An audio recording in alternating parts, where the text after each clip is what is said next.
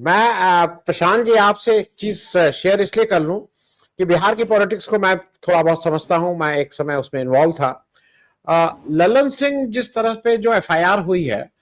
उसके दो कारण थे। एक तो मुझे ऐसा लगता है कि ललन जिस तरह से नीतीश के साथ इतने लंबे समय तक रहे, लेकिन अब ये बिल्कुल क्लियर हो गया था कि वो नीतीश के अलग एक अपनी पैरेलल एक पावर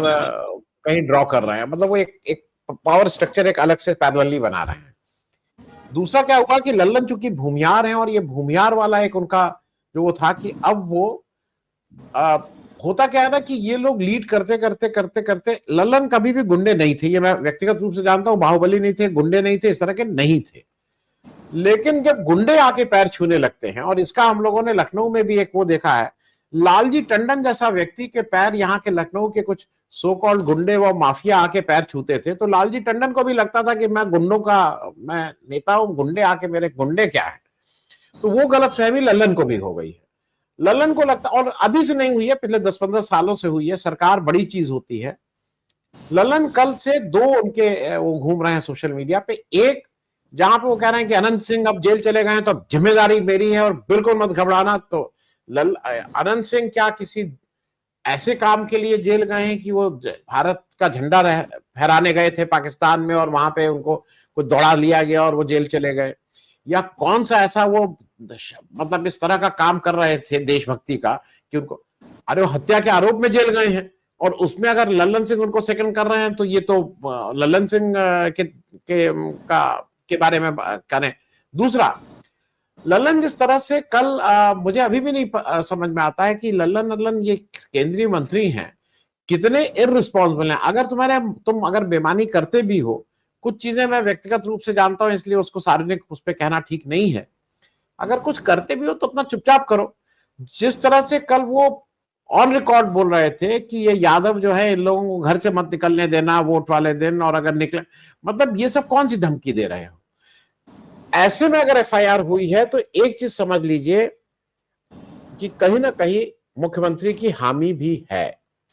ये बिना नीतीश का, अब वो पूरी हामी है आधी हामी है, वो ये पूरा नहीं है, नीतीश का कहीं ना कहीं इशारा है।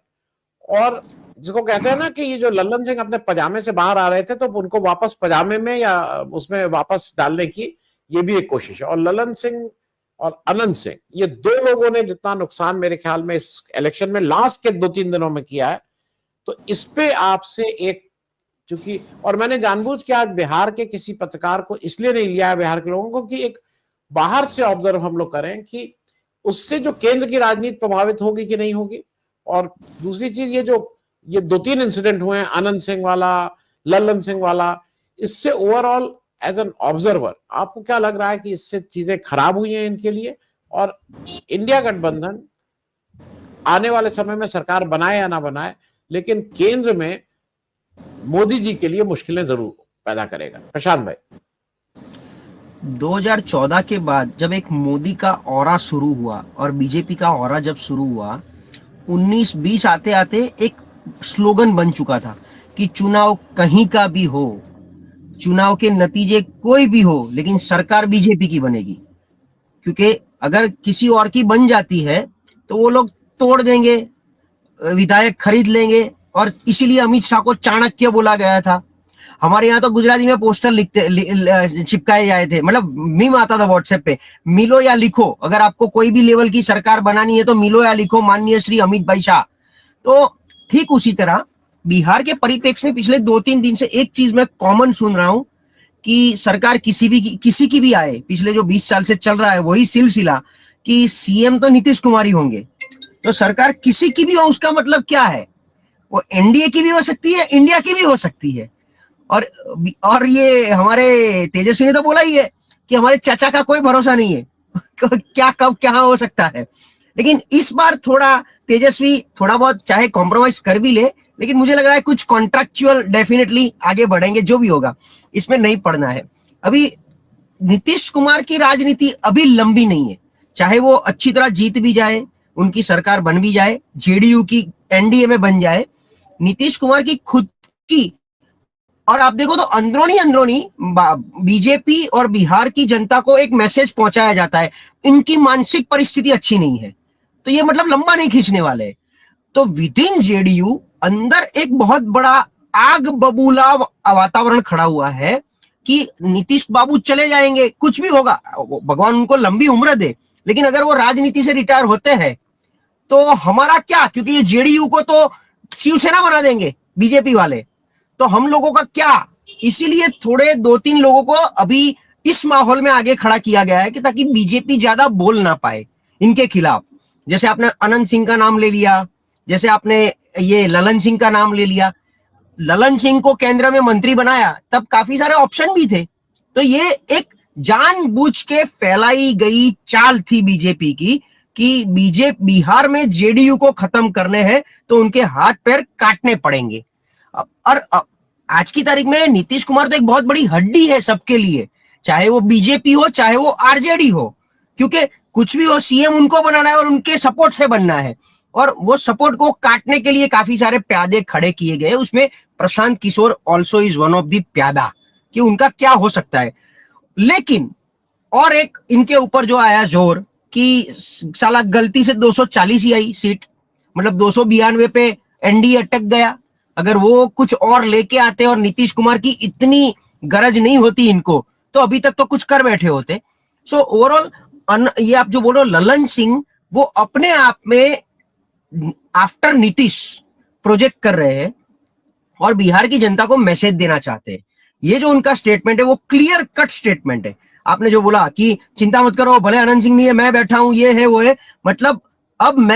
आप नीतीश कुमार को भी भूल जाइए, अब बिहार मैं ड्राइव करूंगा, वो लेवल का एक मैसेज पहुंचाने का ट्राई किया है। हो सकता है अगर चुनाव, देखिए नतीजे में ऐसा है, अभी से कुछ भी प्रिडिक्ट करना कि अगर एनडीए की सरकार नहीं आई तो क्या ऊपर नीतीश गिरा देंगे, यहां अगर नीतीश आरजेडी के साथ बैठ जाएंगे तो ऊपर की सरकार गिराएंगे, अभी वो हमारी समझ के बाहर है। पर इतना जरूर है कि अगले आने वाले टाइम में, और अचानक से प्रकट हुए ललन सिंह, आप समझो, आप पूरी क्रोनोलॉजी को देखो, चुनाव आए, जेडीयू की सीट शेयरिंग हो रही थी, कहीं पर ललन सिंह इतने नहीं दिख रहे थे, अचानक से प्रकट होके आए। मतलब पिछले 5 दिनों में 10 दिनों में, जैसे हम बोलते हैं कि राहुल गांधी पिछले 60 दिन से बिहार में नहीं दिख रहे थे, लेकिन आज आपने जो प्रधान साहब को जो बोला उसमें मैं थोड़ा ऐड करता हूं कि वाई अखिलेश यादव। जब आपको पता होगा कि पूरा इंडिया गठबंधन का नामकरण जब हुआ तो उसके फाउंडेशन में नीतीश कुमार थे, और नीतीश कुमार को साथ रख के पश्चिमी उत्तर प्रदेश और उत्तर प्रदेश के काफी सारे डिस्ट्रिक्ट में वो एक बहुत बड़ा इंपैक्ट देने जा रहे थे लोकसभा के चुनाव में। अगर वो इंडिया में होते तो बहुत बड़ा एक इंपैक्ट आने वाला था, और इसीलिए अखिलेश भी बिहार में एक इंपैक्ट दे रहा है। चाहे उनका फुटप्रिंट नहीं है, कोई ब्लूप्रिंट नहीं है वहां पर as a MY factor, Muslim Yadav factor, as a Samajwadi Party नहीं, पर अखिलेश यादव और उसका फैमिली बैकग्राउंड बिहार में एक बहुत बड़ा इंपैक्ट है, काफी सारी सीटों पे वो प्रभाव दे रहे हैं। तो ये सबको मद्देनजर रखते हुए अभी अखिलेश यादव अपना खाता खोलना चाहते हैं कि कहीं भी, और प्लस हो सकता है चुनाव के बाद बिहार के नतीजे पूरे देश की राजनीति को उथल पुथल करने जा रहे हैं, तो चुनाव के बाद अगर कुछ भी होता है तो Akhilesh should be in that core committee team, in that core hardcore team of India गठबंधन for the nationwide politics. तो ये सब ओवरऑल इक्विवेलेंट मायने हैं। बिहार में अभी वापिस आ जाते हैं तो देखिए मुद्दे की जगह है। एक चीज मैं मानता हूं हर बार कि पूरे देश के चुनाव, कोई भी देश में कोई भी राज्य के चुनाव हो, लेकिन अगर आपको सच्ची राजनीति सीखनी है, सच्चे मुद्दे जानने हैं, तो please follow UP and Bihar election. वहां का छोटा 5 साल का बच्चा भी जो आपको मुद्दा देगा कि सर हमारे यहाँ सड़क नहीं है, बिजली नहीं है, पानी नहीं है, उद्योग नहीं है, नौकरी नहीं है, स्कूल में जाते हैं तो हमारे वहां शिक्षक नहीं होता है, शिक्षक का ये प्रॉब्लम होता है, रोड में गड्ढे ये होता है, तो पूरी पॉलिटिक्स किसके आधार पे चलती है वो अगर आपको सीखना है तो मैं आपके दर्शकों को भी रिक्वेस्ट करता हूं कि यूपी और बिहार की पॉलिटिक्स को फॉलो कीजिए। वेस्ट बंगाल की नहीं करोगे तो चलेगा, आसाम की नहीं करोगे चलेगा, नीचे केरल की नहीं करोगे चलेगा, साउथ की, लेकिन यूपी बिहार पूरे देश की राजनीति का एक बहुत बड़ा एनसाइक्लोपीडिया है। तो ओवरऑल ये जो मैं बता रहा हूं कि मुद्दे की जगह है, लेकिन जिस तरीके से वो बोलते हैं ना कि गरीबों की थाली में पुलाव आया है, देखो हमारे शहर में चुनाव आया है। तो ये चुनाव में जो दोनों एंड से संकल्प पत्र जारी किया गया है, इनकी एक अलग सीमाएं हैं, इनकी एक अलग, लेकिन एक बात तेजस्वी की सबको जो टच कर गई है कि हर घर में नौकरी, सरकारी नौकरी, वो एक मुद्दा पैरेलल चल रहा है। उसने एसआईआर को भी दबा दिया, वो मुद्दा और यहां संकल्प पत्र वाला मुद्दा, वो दोनों पैरेलल चल रहे हैं। अभी वो तो वोटर के ऊपर है। दूसरा, दोनों आप देखो आरजेडी और जेडीयू वोट शेयर में बहुत नजदीक नजदीक जा रहे हैं।